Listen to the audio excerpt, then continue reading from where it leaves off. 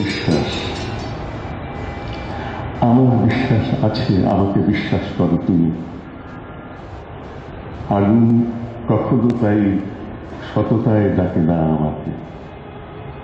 যত দূরে যাই দেখি তোমার মুখর মুদ্রাগুলি ঘরের শিয়রে, পথে, জাদুঘরে, জলের প্রবাহ। তোমার হৃদয়ে কোনো অথর্বতা জেনেছি কি আজ? নিঃস্বতায় মুছে গেছে হৃদয়ের কালাকাল সীমা। জাগো, জেগে ওঠো, জাগো, অন্ধকার জাগরণে জাগো। আমাদের পৃথিবীতে কখনো ফেরে না আমাদের পৃথিবীতে কখনো ফেরে না হিরোশিমা। তোমার বিশ্বাস নেই? তোমাকে বিশ্বাস করি আমি। এই ঘূর্ণি চরাচরে আমার সমস্ত রাত্রি ঘিরে মুনিয়ার দানা সব ঝরে গেছে আনবি ছটায়। তোমাকেই খুঁজি তবু শরীরেরও ভিতরে শরীরে। আমার বুকের উপর নেচে ওঠে যেন ওই পিঞ্জরা পা। দ দ দ দাম্মত দত্ত দয়োদ্ধম, দাম্মত দত্ত দয়োদ্ধম। শব্দ হয়ে যায় শিশু, শিশুরাও শব্দ হয়ে যায় দাম্মত দত্ত দয়োদ্ধম। তুমি তুমি কি দিয়েছ কিছু? কাউকে কি দিয়েছ কখনো? হাতে হাত তুলে নিই, তুমি স্রোতে কেঁপে ওঠো, বলো এ কি সাজে সেজেছ নেশাতুর? তোমারও দুহাতে কেন কলঙ্ক রেখার উচ্ছলতা? দেখো কত দিন হয়ে গেছে। সমস্ত শরীর জুড়ে বিষপ্পিনী অত্যাচার, অপব্যয়, ছন্ন ছাড়া ভয়।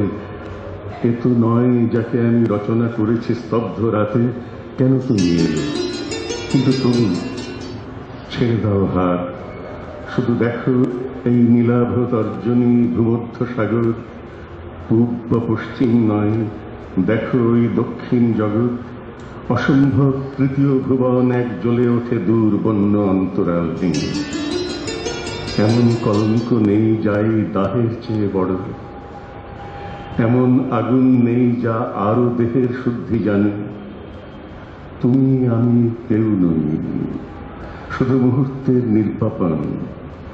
আমাদের ফিরে যেতে হয় বারে বারে, দেশে দেশে ফিরে ফিরে ঘুরে যেতে হয়।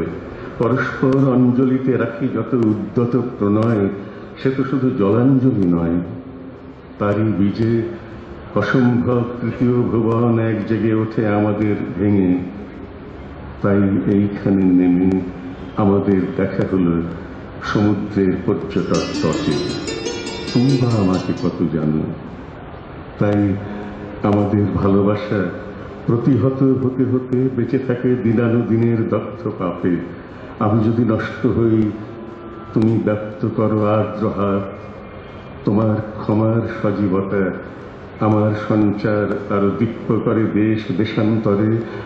আর মধ্য জলে চোখে চোখে জ্বলে ওঠে ঘোর কৃষ্ণ বিস্ফারিত শশাগড়া তৃতীয় ভুবন। ফেরার সময় হল, এসো সব সাজ খুলে ফেলি। দুই হাতে আপন্ন সংসার নিয়ে চলো ঘরে। দিন হয়ে এলো ক্ষীণ ভূমধ্য সাগরে। গাঢ় পাহাড়ের পায়ে কাটা হাত আর্তনাদ করে।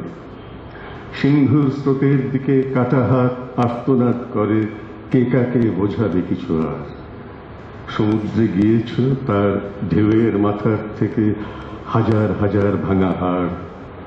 আলের ভিতর থেকে হাজার হাজার ভাঙা হাড়। চূড়াবা গম্বুজ থেকে হাজার হাজার ভাঙা হাড় তোমার চোখের সামনে লাফ দিয়ে আর্তনাদ করে। সমবেত স্বর থেকে সব ধ্বনি মেলানো অকুলে কণ্ঠহীন সমবেত স্বর ধর খুঁজে আর্তনাদ করে। হৃৎপিণ্ড চায় তারা শূন্যের ভিতরে থাবা দিয়ে। ধ্বংস প্রতিভার নাচে আঙুলের কাছে এসে আঙুলেরা আর্তনাদ করে। জলের ভিতরে কিংবা হিমবাহ চূড়ার উপরে কে কাকে বোঝাবে কিছু আর? অর্থহীন শব্দগুলি আর্তনাদ করে। আর তুমি তাই স্তব্ধ হয়ে শোনো, দেশ আমাদের আজও কোনো, দেশ আমাদের আজও কোনো, দেশ আমাদের কোনো মাতৃভাষা দেয়নি এখনো। এখানে একটা প্রতিবাদ জানিয়ে রাখি, আমরা নাকি কবিতা পড়ছি না। Objection your honour. বাবরের প্রার্থনা কাব্যগ্রন্থটি প্রকাশিত হয়েছিল আগস্ট 1976। জুন 1986-তে প্রকাশিত হয় 17তম সংস্করণ, অর্থাৎ মাত্র 10 বছরে একটি কাব্যগ্রন্থের 17টি সংস্করণ। আর একটি কাব্যগ্রন্থের কথাই বা বলবো কেন, 1984-তে প্রকাশিত হয়েছে দিনগুলি রাতগুলি ও তুমি তো তেমন গৌরী নও, কাব্যগ্রন্থ দুটির 3য় সংস্করণ। এবং তার সাথে ওই 1984-তেই প্রকাশিত হয় আরও 2টো কাব্যগ্রন্থ, বন্ধুরা মাতি তরজায় ও মুখ ঢেকে যায় বিজ্ঞাপনে। ইওর অনার, এর 11 বছরের মাথায় অর্থাৎ 1995-তে দিনগুলি রাতগুলি কাব্যগ্রন্থের 4র্থ সংস্করণ, তুমি তো তেমন গৌরী নও 4র্থ সংস্করণ, প্রহর জোড়া ত্রিতাল 2য় সংস্করণ, মুখ ঢেকে যায় বিজ্ঞাপনে 4র্থ সংস্করণ প্রকাশিত হয়। শুধু কবিতা কেন, কবিতা বিষয়ক বই কবিতার মুহূর্ত গ্রন্থটির প্রথম প্রকাশ হয় জানুয়ারি 1987-তে। জুলাই 1997, অর্থাৎ 10 বছরের মধ্যে বইটির 4র্থ সংস্করণ প্রকাশিত হয়। মনে রাখতে হবে, এই সবের পাশাপাশি শঙ্খ ঘোষের শ্রেষ্ঠ কবিতা এপ্রিল 1970-এ প্রকাশিত হওয়ার পর থেকে প্রায় প্রতি বছরই নতুন নতুন সংস্করণ প্রকাশিত হয়ে চলেছে। ইওর অনার, এবার আপনার রায় দেবার পালা। ঠিক আছে তো? হ্যাঁ, তুমি তো জানো কোনো খোলা জায়গায় বা সমাবেশে শঙ্খদা কবিতা পাঠ করেন না, কিন্তু সেবার বঙ্গ সংস্কৃতি উৎসবে আবার সেই বন্ধুদের অনুরোধে কবিতা পাঠ করেছিলেন। এত বড় সভায় সবার কাছে পৌঁছে দেওয়ার মতো নয়, তার জন্য একটা আড়ষ্টতার বোধ হয়, কিন্তু তবু কয়েকজন বিশেষ বন্ধুর ইচ্ছে আমাকে এখানে কবিতা পড়তে হচ্ছে। মন্ত্রীমশাই আসবেন আজ বিকেল বেলা। সকাল থেকে অনেক রকম বাদ্যি বাদন, পুলিশ বাহার, আমরাও সব যে যার মতো জাপটে আছি ঘর খোয়ানো পথের কোনা। মন্ত্রীমশাই আসবেন আজ, তখন তাকে একটি কথা বলবো। আমি বলবো যে এই যুক্তিটা খুব বুঝতে পারি, সবাইকে পথ দেবার জন্য কয়েকজনকে সরতে হবে। তেমন তেমন সময় এলে হয়তো আমায় মরতে হবে, বুঝতে পারি। এই যুক্তিতেই ভিটে মাটির উড়না ছেড়ে বেরিয়েছিলাম অনেক আগের রাত দুপুরে ঘোরের মতো। কণ্ঠাবধি আড়িয়ালের ঝাপট লাগা থামিয়েছিলাম কম্বু রেখায়, অন্ধ রেখায়, মানিয়েছিলাম ছাড়তে হবে, সবার জন্য কয়েকজনকে ছাড়তে হবে। কিন্তু সবাই বলল সেদিন, হা কাপুরুষ হদ্দ কাঙাল, চোরের মতো ছাড়লি নিজের জন্মভূমি। জন্মভূমি কোথায়? আমার জন্মভূমি খুঁজতে খুঁজতে জীবন গেল।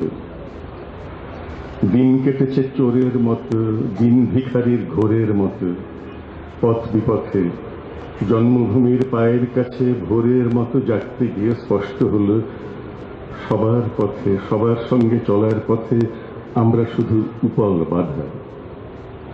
আমরা বাধা জীবন জুড়ে এই করেছি।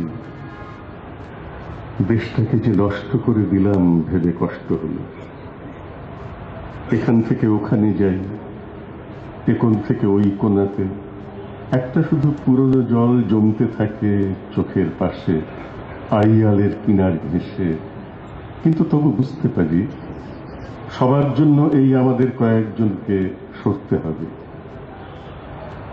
একটা কেবল মুশকিল যে মন্ত্রীমশাই, ওদের মতো সবার মতো এই ভুবনের বিকেল বেলায় জন্মভূমির পায়ের কাছে সন্ধ্যা নেমে আসার মতো মাঝে মধ্যে আমারও খুব বেঁচে থাকতে ইচ্ছে করে, তার কি করার?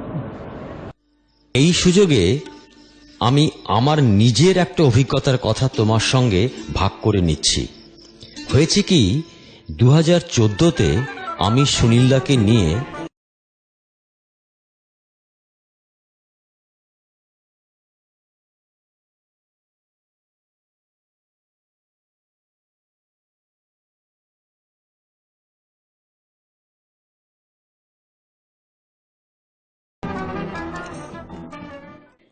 শঙ্করদাস শুরু থেকে শেষ পর্যন্ত কিভাবে কাজটা হবে শুধুমাত্র সেটুকু বলেই ক্ষান্ত হলেন না, শেষ পর্যায়ে তথ্যচিত্রটা কিরকম দাঁড়ালো বাড়িতে বসে সেটাকে দেখলেন, প্রধান উপদেশক হিসেবে নিজের নাম ব্যবহারের অনুমতি দিলেন এবং শেষ পর্যন্ত গ্যালারি গোল্ডে তথ্যচিত্রটির ডিভিডিটি উদ্বোধন পর্যন্ত করেছিলেন। এটাকে কি বলবো, ঋণ না দান? ঋণ বললে তো শোধ দেবার প্রসঙ্গটা এসে পড়ে, এটা কেবল দান, শুধুই দান। আমি যে আমি, এই পরিচয়ে ধরে না হৃদয়, কেন চাও আত্মপরিচয়? সত্যি শঙ্খদা, আপনি আপনার মতোই। তোমার নিশ্চয়ই মনে আছে 1975-এ জরুরি অবস্থা চলাকালীন উনি মার্চিং সং নামের কবিতাটি লিখেছিলেন। কবিতাটির শেষ কয়েকটি পংক্তি ছিল এইরকম: নেই কোনো সন্ত্রাস, ত্রাস যদি কেউ বলিস তাদের ঘটবে সর্বনাশ, ঘাস বিচিল্লি ঘাস, ঘাস বিচিল্লি ঘাস। 28 বছর পর 2003 সাধারণ মানুষ আবার শঙ্কিত। শঙ্খদার কলম থেকে বেরিয়ে এলো কবিতা, 28 বছরের পুরনো কবিতার পুনর্লেখন। এই কবিতাটি শেষ হচ্ছে এইভাবে: রক্তপাতে মানা, মুঠোর মধ্যে মুচড়ে ধরো প্রাত্যহিকের দানা, শান্তভাবে অলক্ষিতে খসবে সবার ডানা, তারপরে আর কোনোখানেই থাকবে না সন্ত্রাস। নেই কোনো সন্ত্রাস, ত্রাস যদি কেউ বলিস তাদের ঘটবে সর্বনাশ। এখানে শঙ্খ ঘোষ কতটা কবি আর কতটা সমাজ দার্শনিক, নাকি দুটোই, আমরা কি বলতে পারবো? এমন কে আছে বলো, এই পাথুরে পথে যাবে কিন্তু কোনো নিন্দা পোহাবে না? এমন কে আছে বলো, শব্দের ঈশ্বরে যাবে, জীবনে সর্বস্ব খোয়াবে না? এই সর্বস্ব খোয়াতে হবে জেনেও আবার লিখলেন, কবিতা তো শেষ সম্বল, কবিতাই ভাত আর জল, কবিতা তোমার জন্য, কবিতা আমার জন্য, কবিতা সবার জন্য চাই। আর এক জায়গায় লিখেছেন, জীবন তোমার কাছে দাবি করেছিল যেন প্রত্যেক মুহূর্তে তুমি কবি। আচ্ছা বলো, যার কবিতার সংখ্যা 1100-র কাছাকাছি, প্রবন্ধের সংখ্যা 400-র বেশি, 9টি সংলাপিকা, তার মনোপথের চূর্ণ ভাবনা ধরতে পারাও কি বড় কথা নয়? আবার দেখো, পুরস্কার তো অনেকেই পান, কিন্তু বলো কতজন সেই পুরস্কারের মূল্য নির্যাতিত ও অসহায় মেয়েদের পুনর্বাসনের জন্য দান করেছেন? হ্যাঁ, আমি 1989-এর রবীন্দ্র পুরস্কারের অর্থমূল্যের কথাই বলছি। আর তারপর 1998-তে সরস্বতী পুরস্কারের 5 লক্ষ টাকার অর্থমূল্য দান করলেন বঙ্গীয় সাহিত্য পরিষদকে। এটা কি সমাজ রাষ্ট্র ব্যবস্থার এক বিশেষ চরিত্রের প্রতিবাদ নয়? তবে এই চরিত্রের প্রতিবাদের পথ বোধহয় সবার জন্যে নয়। সিঙ্গুর নন্দীগ্রাম আন্দোলনের সময় 1 মে 2007-এ যাঁরা নন্দীগ্রামে